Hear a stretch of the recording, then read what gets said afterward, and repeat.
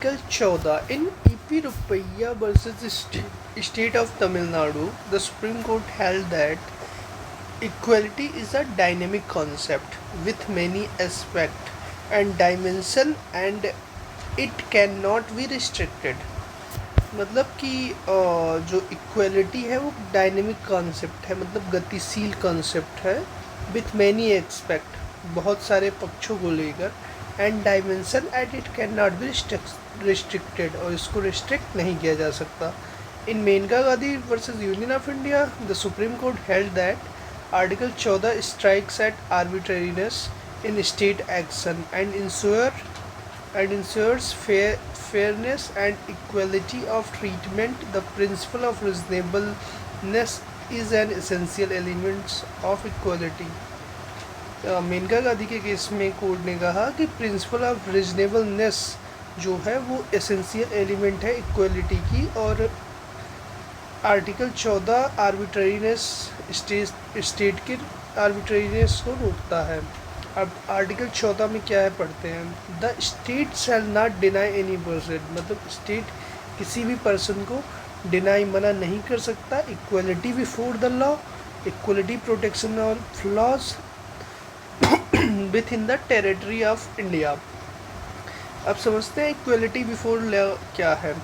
Under article 14 of the constitution of India, equality before law means every person is equal in the eyes of law. मतलब article 14 के नज़रिए से सारे person जो हैं वो लॉ की नज़र में बराबर हैं.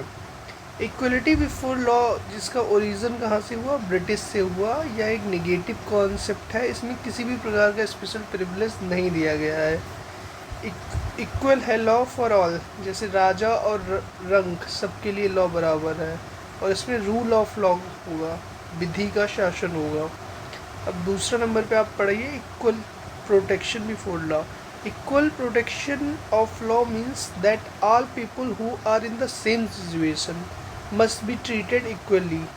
मतलब जो सेम सिचुएशन में है उसको इक्वली ट्रीट किया जाएगा बाय द लॉ, कानून के द्वारा, एंड बाय द गवर्नमेंट और सरकार के द्वारा. हाउएवर, हालांकि state can make reasonable classification if people are in different situations. मतलब स्टेट जो है वो डिफरेंट सिचुएशन में जो इंसान है उसके लिए अलग लॉ क्रिएट कर सकता है. अब देखिए इक्वल प्रोटेक्शन ऑफ लॉज जो है वो अमेरिकन कॉन्सेप्ट है, ये पॉजिटिव कॉन्सेप्ट है. Same law applied in similar circumstances allow reasonable classification. Objective is justice and fairness in society.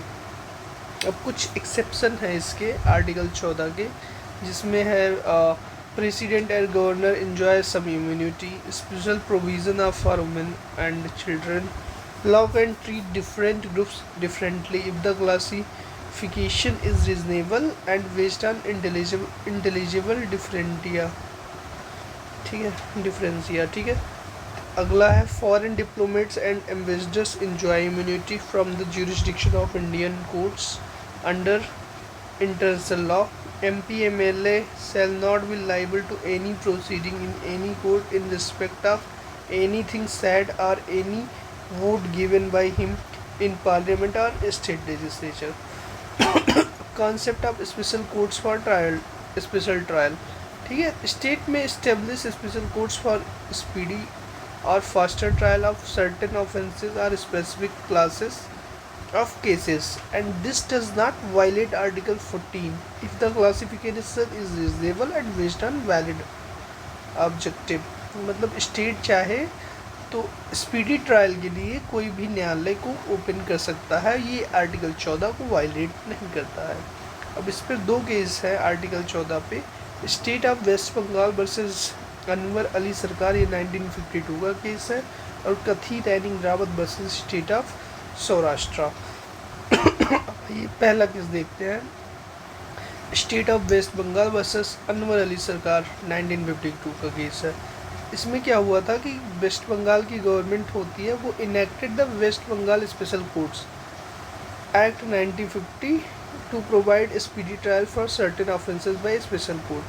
Under section 5 of the act, the state government had the power section 5 के अंदर state government को यह power दिया गया कि वह कोई भी केस, एनी केस और class of cases to a special court from a quick trial, कि मतलब वह किसी भी केस को क्विक ट्रायल के लिए कोर्ट के पास भेज सकती थी, जिसको अनवर अली सरकार ने चैलेंज कर दिया कि यह आर्टिकल 14 को वायलेट कर रहा है।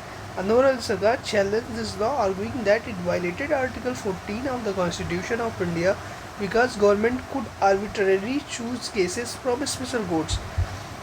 अब इशू ये राइज होता है whether section 5 of the West Bengal special court act 1915 giving power the government to select case for special courts violated article 14।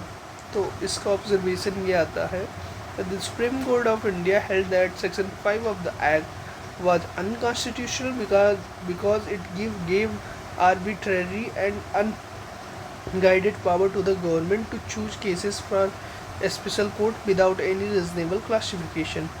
Classification under Article 14 must be reasonable and based on intelligible differentia and must have rational nexus with the objective of law.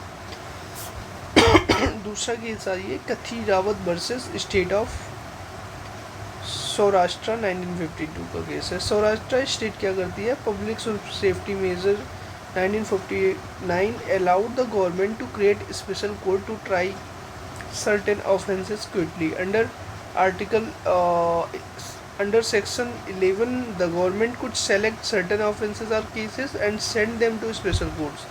Kathi Raining Rawat was tried by special courts for offence under section 302, 307, 392 read with section 34 and was sentenced to death and rigorous imprisonment. He challenged the validity of the ordinance and notification saying it violated article 14 of the Constitution of India. अब ये issue ये rise होता है whether the 1949 ordinance and notification violated article 14. The supreme court of India held that ordinance was valid. The court said that law followed the reasonable and classification test because offense and areas were clearly classified. The law had rational relationship with the objective of the maintaining public order and safety. Offense and territory were based on intelligible differentia. Ordinance being a rational to the objective of maintaining public order and safety. 1949 ordinance has not violated to article 14. It is the decision of the court. That's